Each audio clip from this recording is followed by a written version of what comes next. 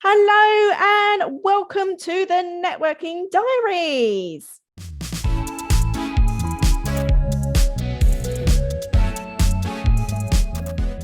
So with me this month, I have the wonderful Ali Meehan. I thought I would go across the pond today.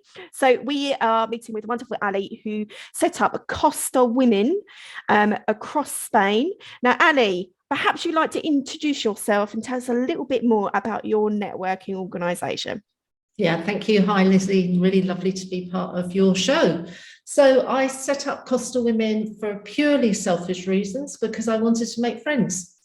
We had lived in various parts of the world and we're coming back to Spain to live permanently. And when I lived here originally in 2002, it was really hard to make friends. It was before social media. I was working from home. I worked from home for a company based in the Middle East, and it was actually really hard to make that leap and find friends. So I decided that when I came back, I would build something, both social and business wise, not one or the other, but both, so that I could actually start making some friends. So that's really where it started. Awesome. So, I mean, networking talking about the friendship element there, that networking is a more natural way to kind of build your business. And I think I'm safe to say that a lot of my members have actually become my friends. There's lots of information that I share with them that I might not share to other people as well. It's fantastic.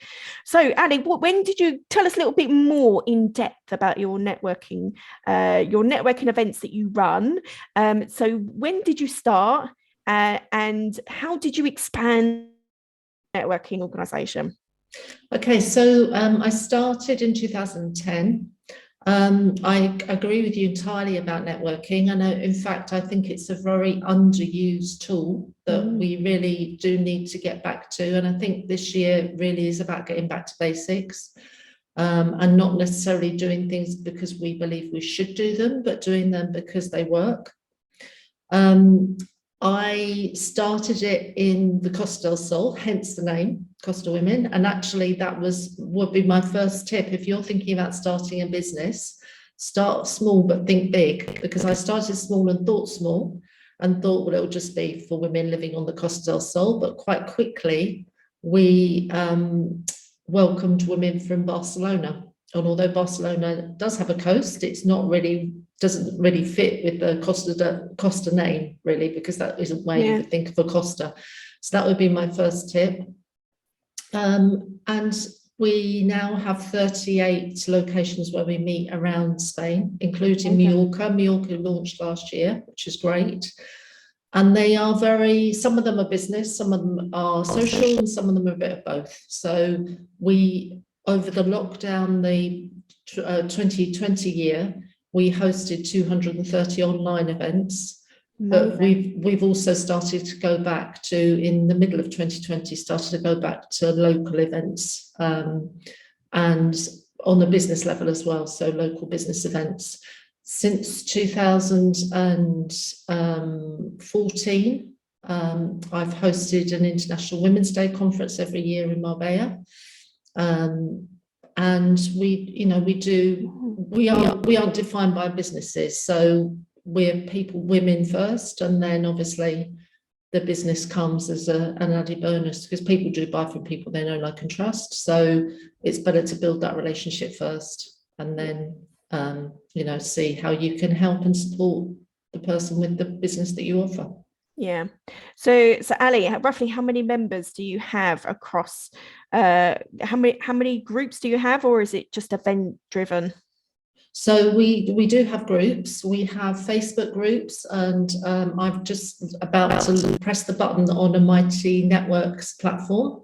So we've got groups in there as well, because I think people are getting a little bit fed up with Facebook. So I've gone to Mighty Networks. Since the started, we've welcomed 12,250 women to the community. So that's amazing. Yeah, it's grown quite a bit. We've done very little advertising. It's all been word of mouth, and women looking at maybe even moving to Spain and asking the questions before they get here. So they don't necessarily have to be living in Spain to join us.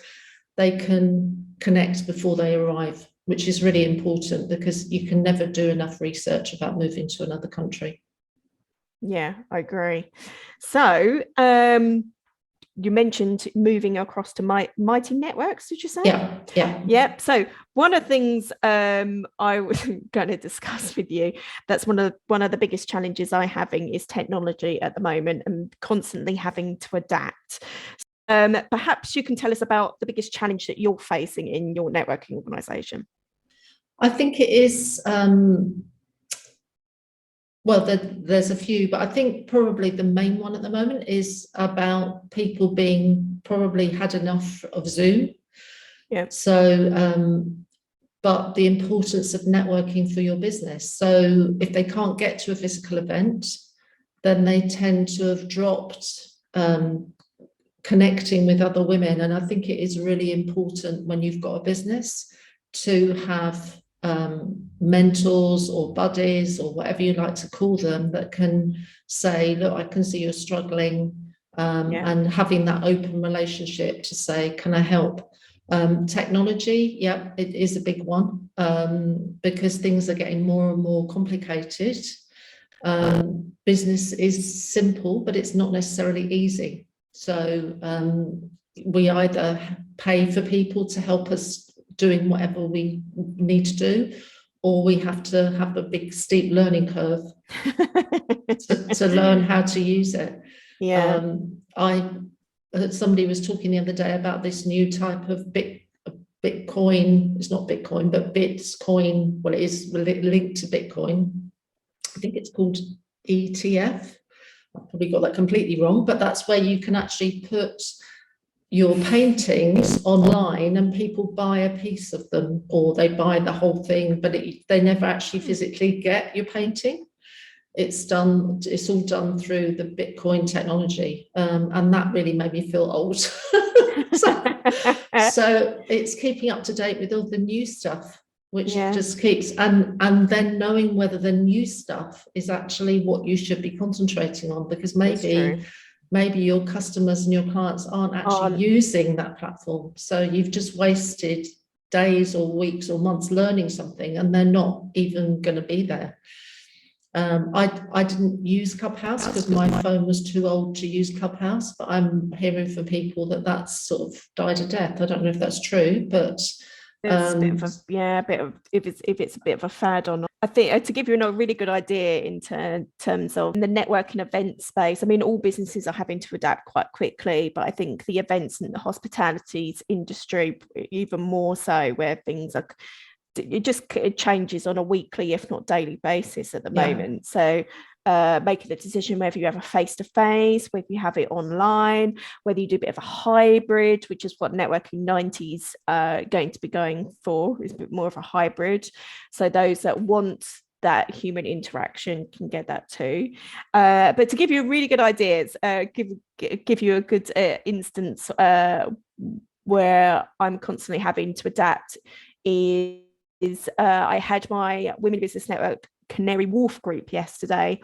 One of the members, her flight got cancelled, so we thought, okay, we'll dial her in, it's fine, technology works, it's absolutely fine, but hasn't really worked out that the microphone wasn't going to stretch in terms of 20 people. So bless Anna, who's been one of our speakers actually, by the way, about networking in Asia. She sat there probably for a good hour, not just being able to see us, not being able to hear us, bless her. We could hear her, but not the other way around. So quickly and very swiftly onto Amazon to buy more technology to try and help with the next meeting. Yeah, and it is those things that you don't know until the last minute that it isn't going to work. I can tell you a really fun story. Well, it wasn't fun at the time, but it's funny now, about our International Women's Day event in 2020, which was right up until the day before the event was going to happen live.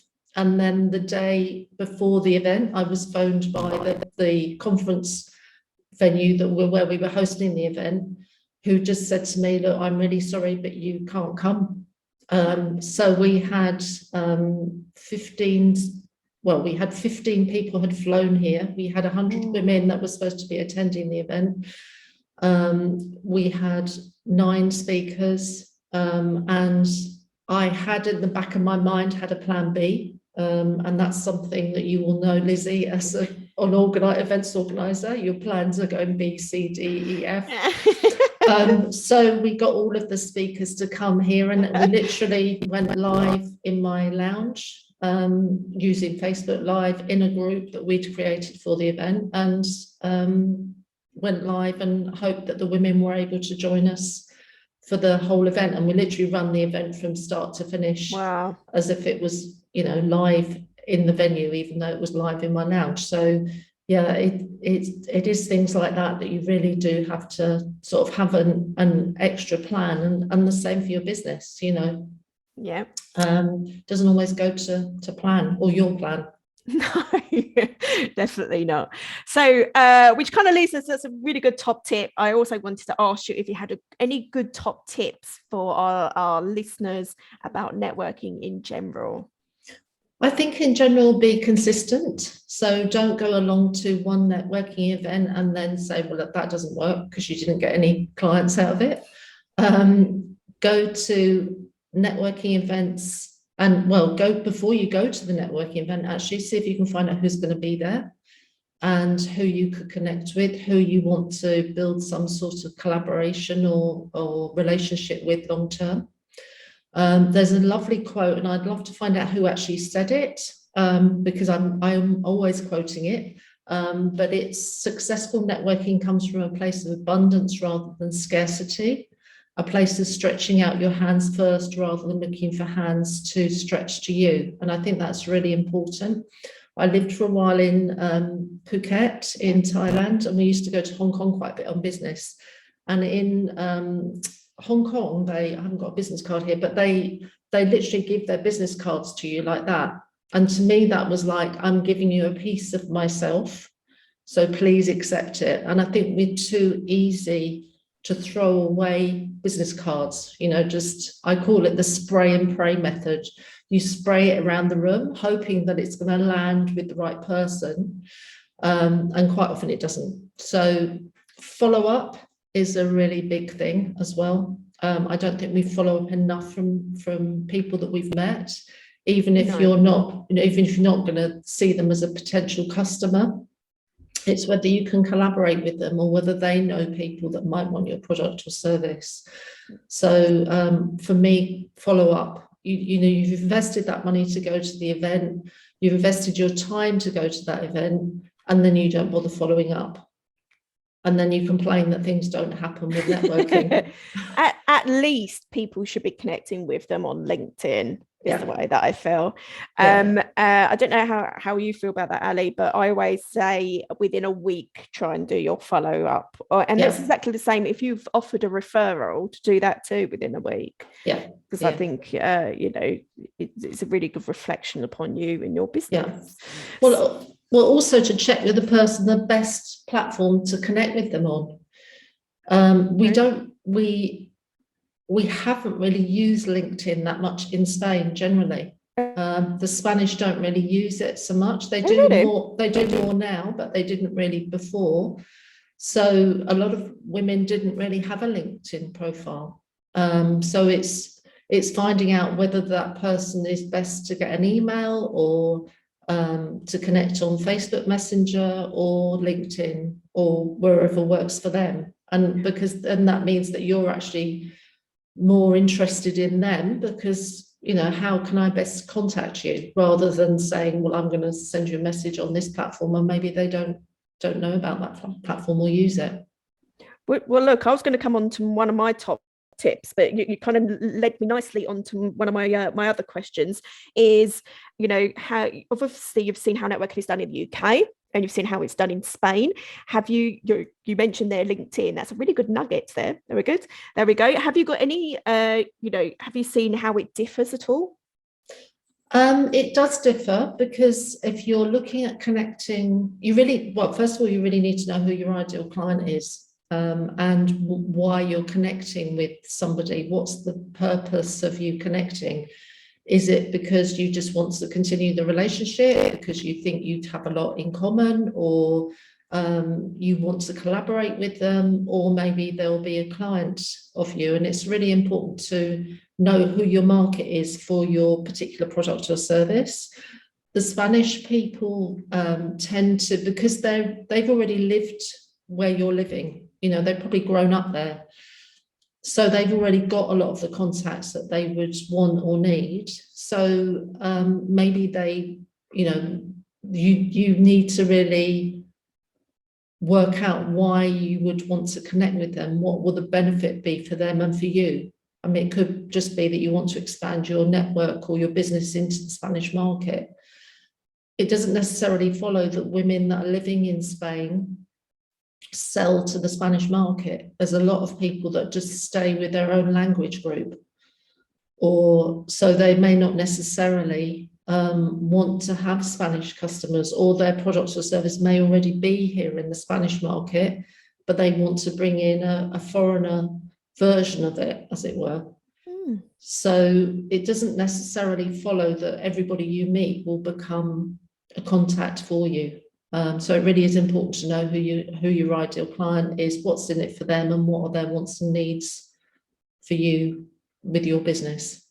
Is there any definite no-nos when networking in Spain? I think it's the same as anywhere internationally. I wouldn't say that there are specific, or no, you can't do that. No, I wouldn't say so. So one of the top tip I was going to come on to, and it's quite relevant to one of the networking events that I did this week, is the importance of doing one-to-ones with people. So there's lots of different terminology of one-to-ones in different networking organizations. My view of a one-to-one is literally sitting down to 30 to 45 minutes, half of the time each, to discuss a little bit more about your background, where you have come from, whether if you run your own business, why did you decide to set it up, who your clients are. And the reason why one-to-ones are really important is because you are ultimately building that relationship, and you get to find out a bit more background about that person. Now, one of the examples I wanted to give here is if you belong to a networking group, fantastic. Try and do as many one-to-ones as you can, not only with your group, but people outside your group, because this week we had someone that was recommended to somebody else. They subsequently had a one-to-one, and actually in that conversation, it turned out that they needed a service or somebody else in another group. So that's generally how networking really works. And it was great to see that it wasn't just inside that group that was getting the business, but obviously spread your contacts much further afield. Give us one top tip then, Ali, before we go. I think really, even if you have the same product or service as somebody else, I mean, I don't know how yours works, Lizzie, but we open all the doors to everybody. We don't say, oh, we've already got a lawyer, you can't come to this group, for instance. And I think we've lost the art of collaboration. So maybe because we are all very unique. So we bring ourselves to the meeting, or to our businesses, or to our social media, and how we set that up and what we share is very unique. So it's really important for us not to be concerned by something that somebody else is doing in our niche, but to remember that we are that particular unique person, and we bring that uniqueness to the table. I completely agree with you, Ali. So Networking 90 and Women Business Network is both one profession role. That's generally because you might get a top heavy group with lots of professions over another. So it kind of just helps it flow a bit better. But I have had instances where somebody has said, oh, well, I'm not going to recommend that person because I already know somebody in that industry. And actually, you know what? Like you were saying, it is very much about personality, about fit. There might be somebody that I think would work really well with one of my clients over somebody else, literally just down to, again, goes back to previous experience where they've been and what ideally those clients are looking for. So never underestimate what people, the contacts that people have in their little black book. So as you were saying, be open to collaboration, folks. Yeah. And I also think that over the last 18 months to 2 years of what's been going on with COVID, a lot of people have actually changed what they're doing. So they may before have been had this particular business or this particular role, and now they've decided, actually, life's short, I want to do what I want to do, and they've gone off to do something else. So you may find that they're not doing what they were doing previously, and now they're doing something even more interesting. Brilliant. Well, look, Ali, you've been an absolute pleasure. Thank you very much indeed for coming on to the Networking Diaries. For those that tag me in social media, you could win yourself a Networking Diaries diary. There we go, which is just what you need for 2022. Thank you very much indeed. And do check us out on the Networking Diaries webpage, which has got loads of different information and top tips on there about networking. Thank you.